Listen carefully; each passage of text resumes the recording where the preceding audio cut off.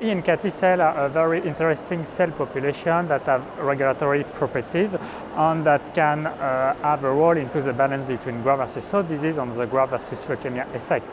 A lot of studies in mice show this role, but there are fewer data in humans. However, in the recent years, a couple of papers have been published. In particular, we report that the ENKT cells contained within the graft are very important, and that patients that have more ENKT cells are going to have a lower chronic graft-versus-host disease-free, relapse-free survival that were mainly related to a decrease in relapse in those patients. So the question is since we know that now, how we can work with that and how we can improve patients' outcome. And the idea were to use graft with more ENKT cells, but it's very difficult because there is very few of those cells, so we can't sort those cells or infuse more in patients.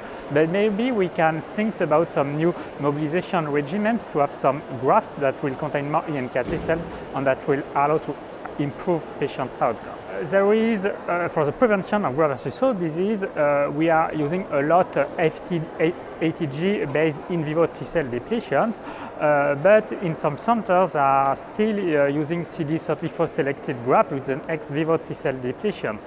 And so far, very few studies compare patients' outcome and what is the impact on graft-versus-host disease and relapse. So we decided to perform an analysis focused on patients with AML to have a very clean population of patients, and we include patients who receive ATG within the EMBT centers, and we compare them with some patients who receive a CD34 selected graft treated at the Memorial Sloan Kettering Cancer Center in New York.